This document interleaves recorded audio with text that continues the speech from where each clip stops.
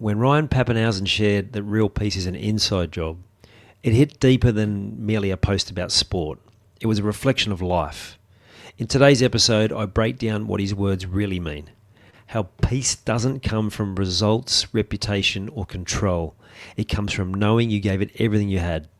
We'll unpack what that looks like in your own world, whether you're chasing performance at work, on the field, or at home, and how to find calm and confidence when things don't go the way you planned.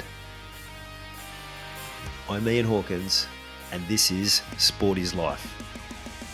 The purpose of sport as I see it is to see your vision become a reality. Find your voice, create strong connections, and learn to trust your body.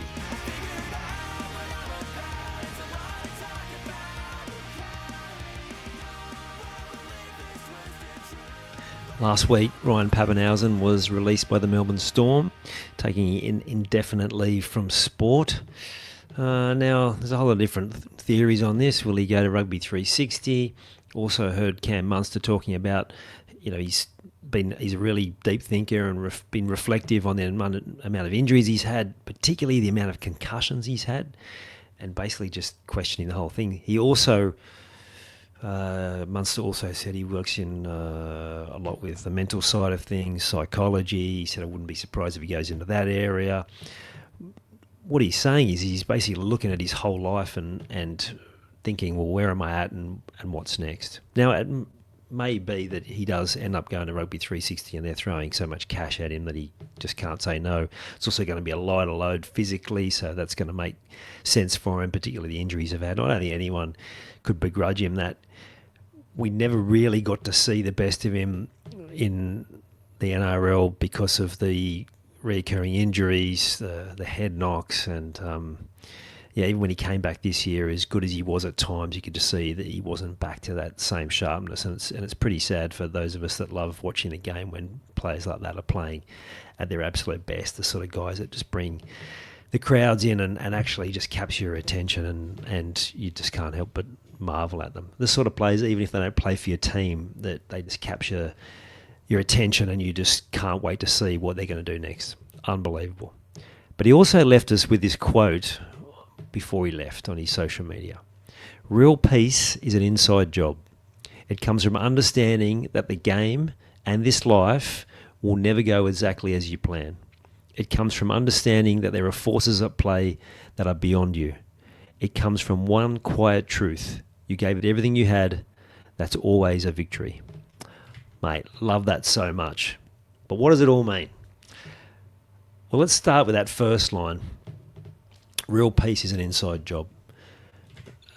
And this is something I learned in personal development, in leadership coaching, in mindset, high performance, but again, not necessarily always talked about.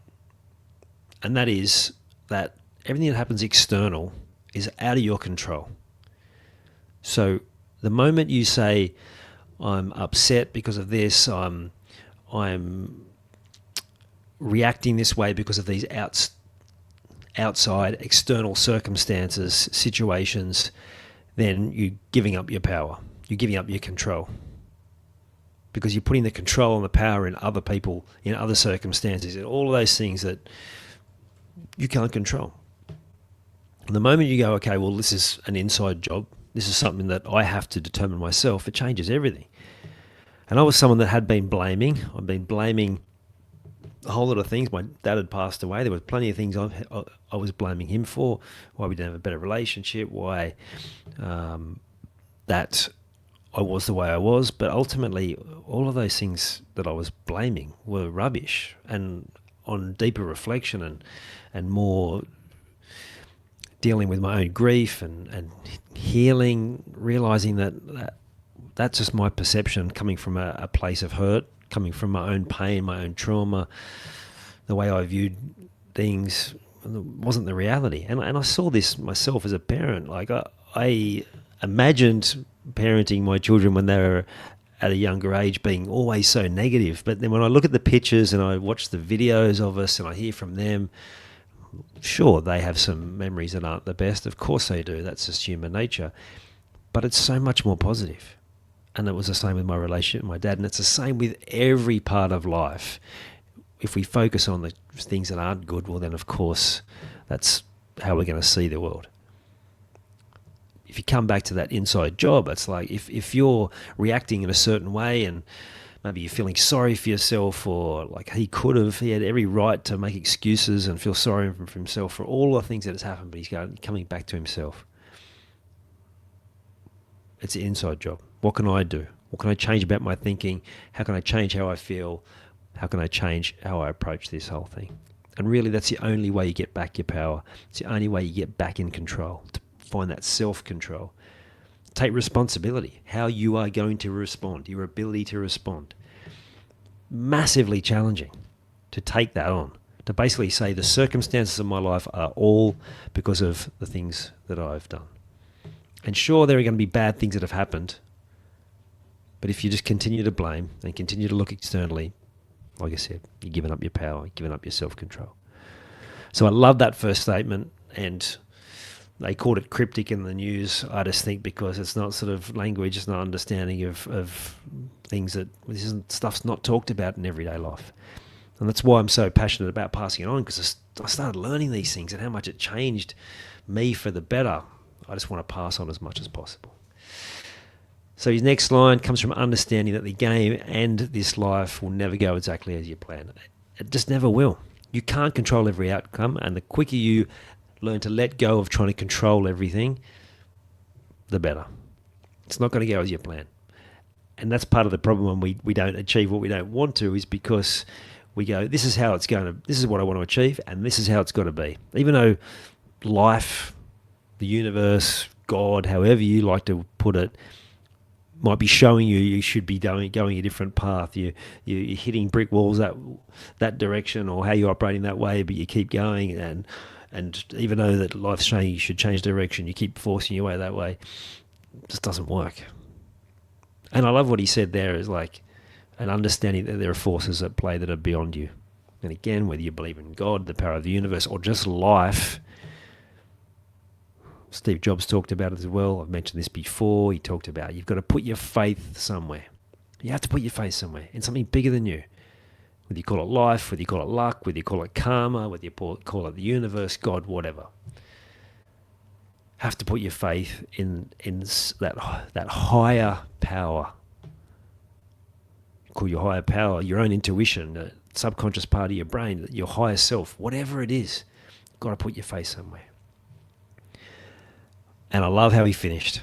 It comes from that one quiet truth. You gave it everything you had. And even now, when you might be thinking, I could have done better, I could have put more effort into that, I could have done so much more. The reality is you couldn't have, or you would have. You did the best in the circumstances with the resources you had and everything that you'd learned up until that point. And sure, you're going to see some deficiencies. Great. That means you're not satisfied. Again, that's you, the high performer, because you want to be better. And you're going to see things that aren't quite as you want them to be, and that is what is going to help you to continue to get better. But important to pause and remember and acknowledge and give appreciation, gratitude to yourself that you have given it everything you have until this point, but you always know there's more. And if you can find peace with that quiet truth that he talks about, then that is a victory. Taking yourself away from outcomes that you think how things should be, and instead just know you're giving it everything you can, but also be super determined to improve how much you're giving. And there's so many times where I still think, shit, I was lazy then, I could have got more done then, I got distracted there, I should have done this, I should have done that. Again, I'm doing the best with the circumstances that I've been dealt, and so are you. But I also know I can improve, and I know if I can improve, you can improve too. So take the lesson from Pappy, imagine the things he's been through, and they're the things you know because he's in the public eye, but you don't become a deep thinker and philosophical unless you've been through some dark times, some tough times, some troubled times, and come out the other side. So I'm sure he's been through really difficult things that you can't imagine, and you have too. You've been through tough things, but you've come out the other side. You're not going to quit. You're going to keep going. But if you take on what Pappy has shared, it'll take you a long way to being your best self, and just maybe I'm not going to guarantee you're going to get some big deal like maybe he may with Rugby 360, but opportunities and possibilities and synchronicities will find their way to you. And you'll enjoy some of the most wonderful experiences that life has to offer. You've taken the time to listen to this whole episode. Now it's time to take action. Commit to one thing you've learned today and make it happen. And to avoid any obstructions, join the Sport is Life movement by clicking on the link in the show notes.